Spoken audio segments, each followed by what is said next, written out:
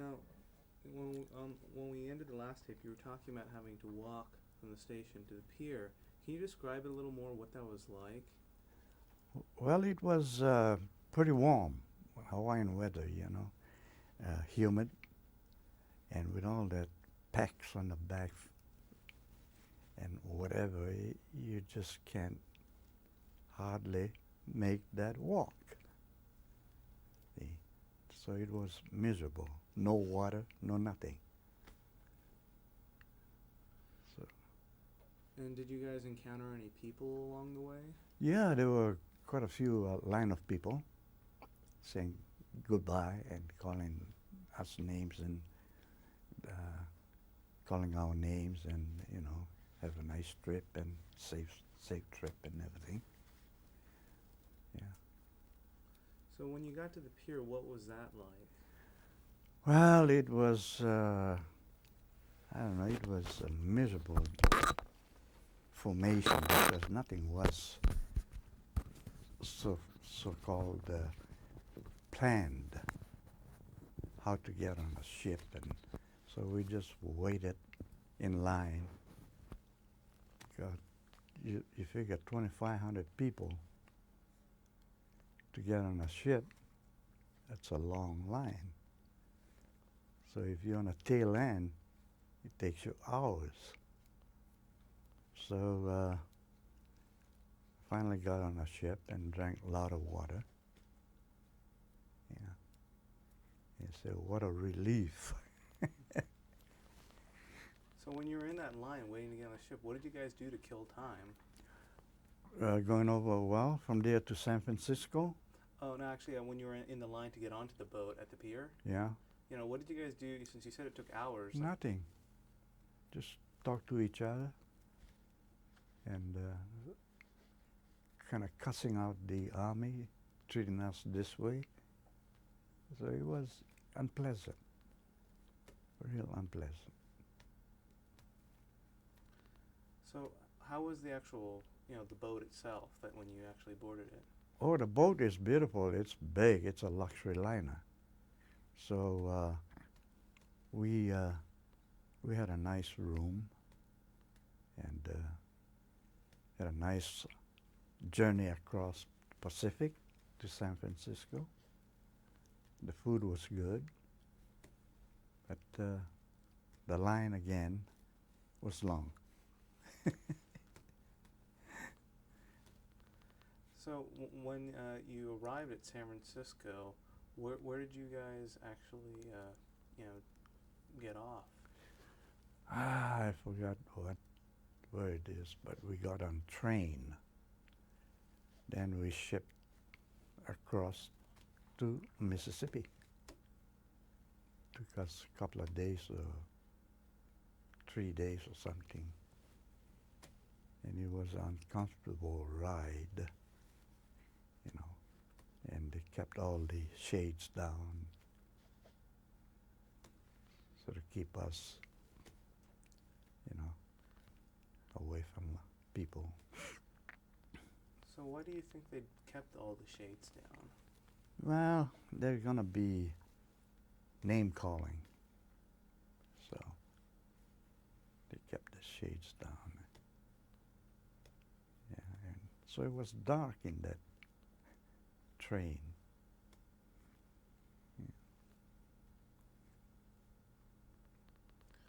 Oh, so what was, also, what was it like in terms of your accommodations for, like, sleeping or eating when you were on this train? Oh, you sleep on your chair, and you just go in line to that where they serve the food and everything. Yeah. So it was a long wait again. And what did you think about it at the time when you had to, get on this train? They had all the, shades drawn. You guys had to sleep in chairs. Well, it's nothing to think about. Only thing, the anger. You say, wow, we don't know where the hell we're going. They didn't say we're going to Camp Shelby or Texas or where. Sort of secrecy and ended up in Shelby, Mississippi. So what was it like when you actually got to Shelby? What kind of place was that? Oh, it was terrible. Reason why is from there we had to get off the train and get on trucks and ship us to this campsite. So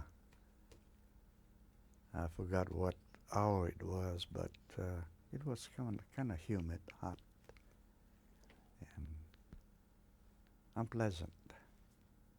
And they designated us to not individual, but huts, and uncomfortable.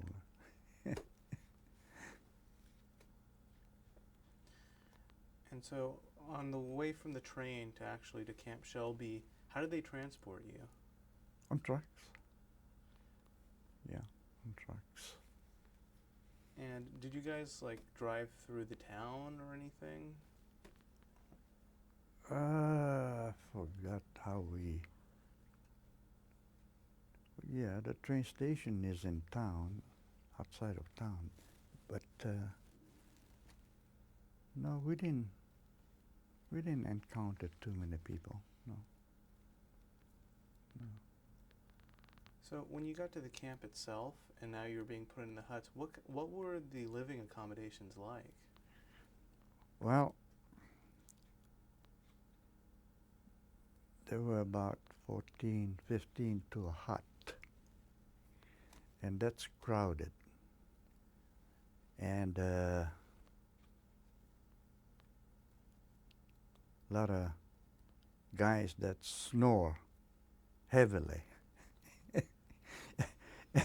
and that ruin your sleep. So, other than that, we became good acquaintance, in a short time. Yeah.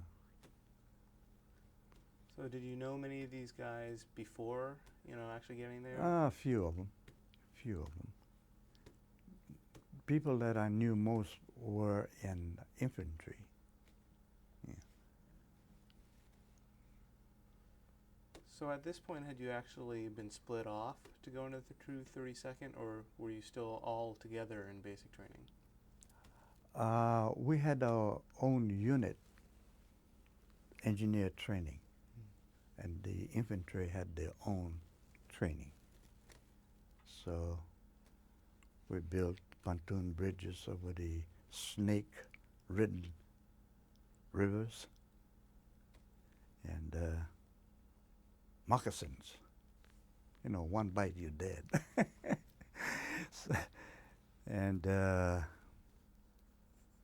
course, make-believe mines that we had to disassemble and everything.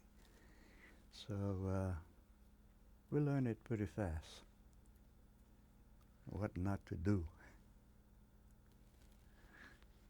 So was there any particular reason you could think of why they put you into the engineers company? Well, I understand that the IQs, they went according to the IQ. We had a lot of the guys that graduated from University of Hawaii, So we had a lot of smart guys. Yeah.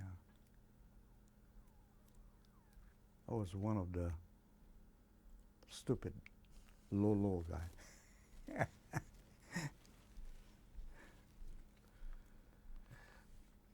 So when you guys started getting put together, what was the makeup of, the unit you were in terms of, mainlanders and, Hawaii guys?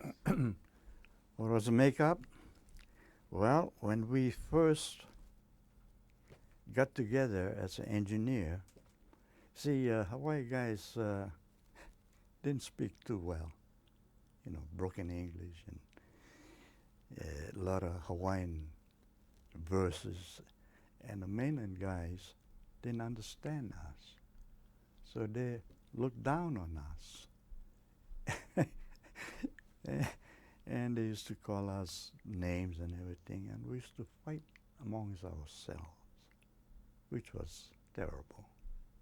But eventually, they solved that by taking us to these relocation centers and see where they came from. And when I went to Roa Relocation Center, and that was a pitiful sight, you know, with guards all around that watch boxes or whatever. And to get into the camp, they searched us, and we almost had a big fight with the guards. And they eventually let us in, okay. Yeah, and at one point they were going to dissolve the 42nd. There was so much fight amongst each other. So that trip to the relocation centers fixed everything up. Yeah, sort of respected them after that. Yeah, it was a good thing. Now, you had mentioned to me when you went there, you met someone who would be very important in the rest of your life. Yeah, I went there about 2-3 times just to eat Japanese food, tsukemono, and that's where I met this young lady and became friends, and we corresponded with each other throughout the war. And when we came back to Boston, I went to Philadelphia to check with her, and because she was relocated to Philadelphia, and had a nice talk with her. And when I came home, I had other girlfriends, but I thought this girl was, different. So after a few months, I wrote to her. I said, "Will you marry me?" She immediately said yes. So, been married 57 years. So when you said you visited the camp 3 times. Mm-hmm. What was it like, in terms of the people in the camp, how they, reacted to you guys coming in? No, they took us in very, very friendly. Yeah, they took good care of us. Fed us a lot of rice, tsukemono, and what have you. Yeah, stew. Yeah. But the bus ride from Camp Shelby, Mississippi to Arkansas, the bus was so small, you can hardly move your leg around. And it took us about 5 hours, maybe a little over 5 hours to get there with one stop in between. So it was a miserable ride, but we made it.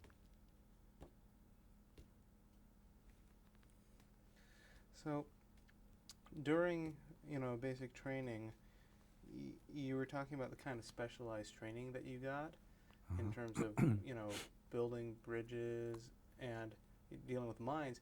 Could you, explain a little bit about like what those processes were like?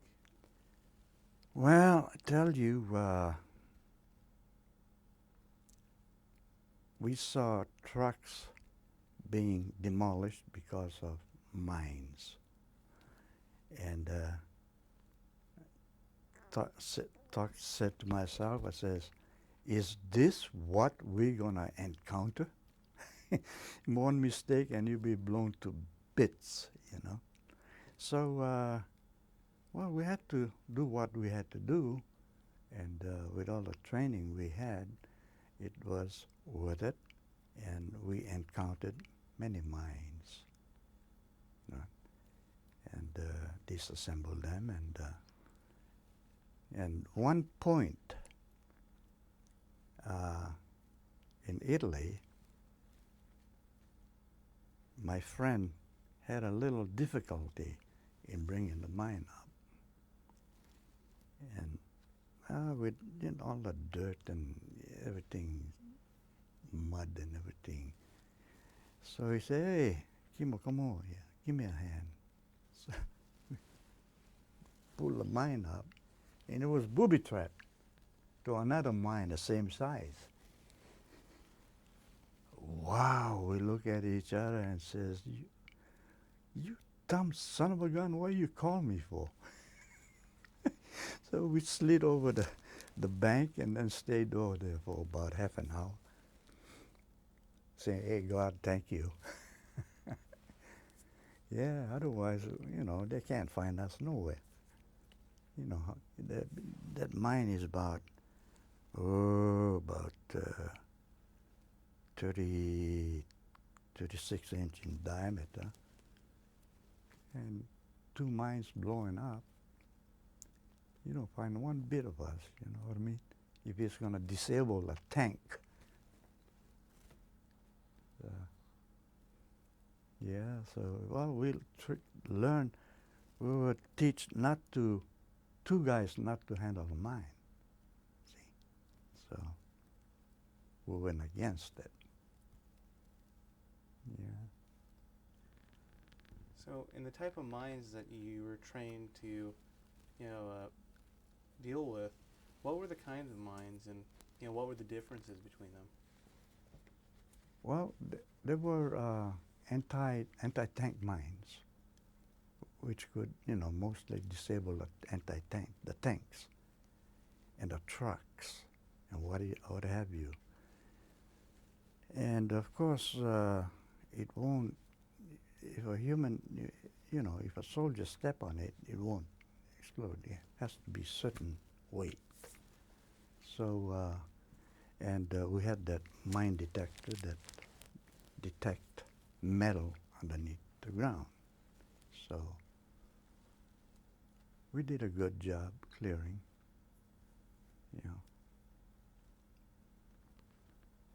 So in terms of the process, you're using a mine detector, and how do you use a mine detector? Well, you put it on, then you scrape the road, not scrape it, but go along the shoulder of the road, and then it will register, make a sound. Then there's metal in that area. Then we get our bayonet and then dig around, clean it up. Yeah, that's mine. So what do you do with it at that point? Well, at that point, we usually take the explosive cap out from the top. So, no action thereafter. So the little cap is about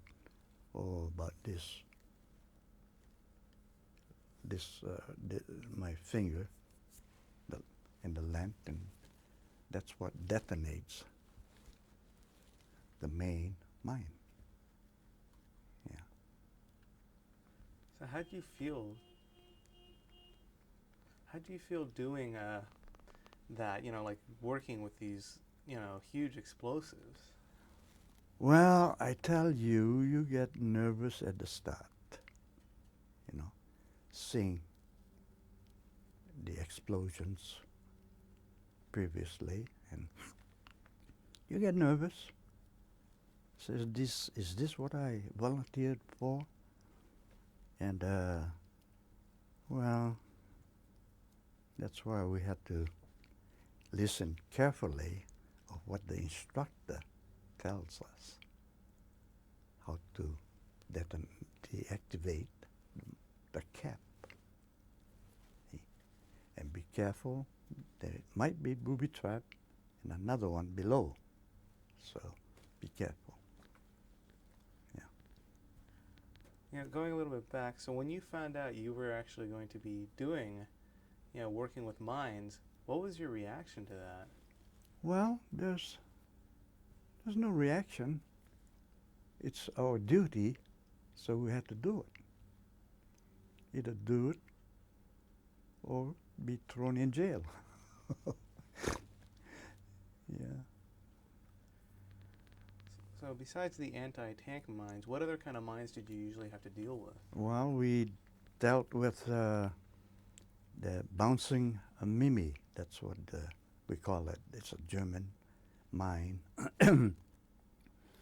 It's planted maybe 6 inches underground and has a cord, lengthy cord. And when you bang on the cord, then it detonates and lifts up the mine, which is about 8 to 10 inches long and about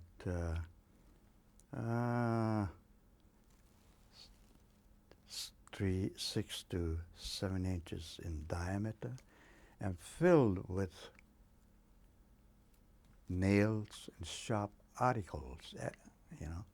So it bounces up to about 6 feet, then it explodes. Then if you, within the radius of 12, 15 feet, you'll get a lot of nails and articles in your body. And it happened to me when these Germans surrendered, 3 of them. They came up with their hands up, and the guy in front of me, right in front of me, I say about 10 feet in front of me, saw the Germans approaching us with their hands up. Say, okay, stop around there. So this first German, before he can stop, he tripped on this mine,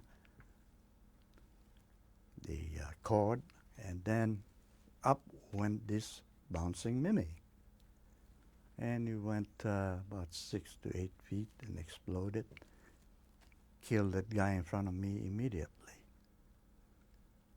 Oh, when I looked at him, oh, you know, all that metal in him, and he won't move, do nothing. So I know he was gone. And the other guy next to me, he was about 12 feet next to me, and he took blunt of that explosion. And he was down on his knees and moaning, and so I went to him. I said, "Hey, how you doing?" He said, "Oh, I'm hurt." I said, "Okay, take time. Don't get excited." So I pulled him back about 150 feet and to the medics. And soon as I pulled him back, I felt my neck and it was stinging a little bit, and see a lot of blood. So I said, "Oh, I'm injured." So the medics put me back there and put bandages and everything, and sent me to the hospital, and was there for about 7 to 10 days and recouped. And where was this? This was in Lost Battalion, where, you know, as infantrymen, we were reserve infantrymen, and we went up to Lost Battalion. And Yeah. so was this where you received your Purple Heart and your Bronze Star? Yes, yes, yes.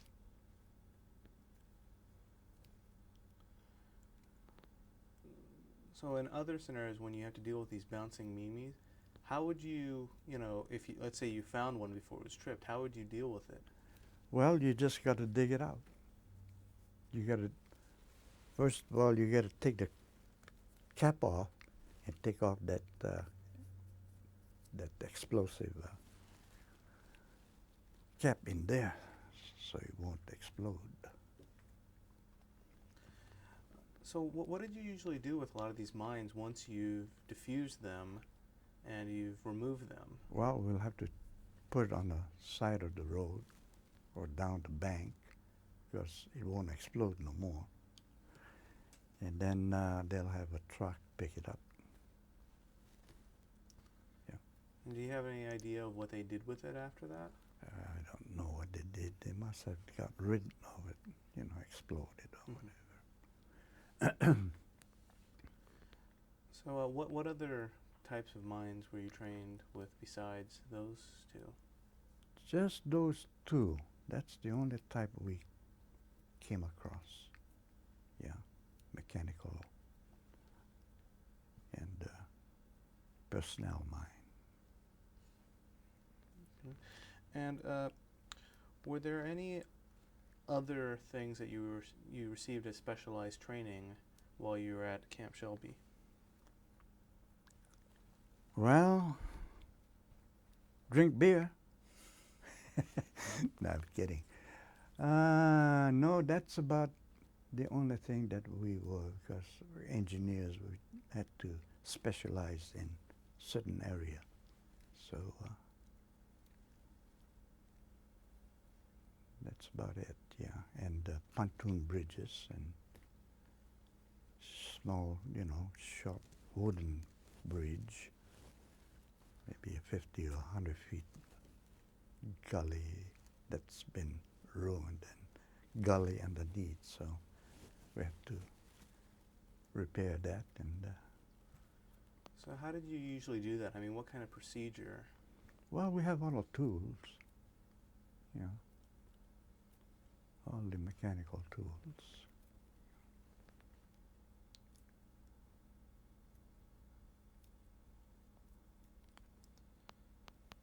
Okay, we're going to stop this tape and put in another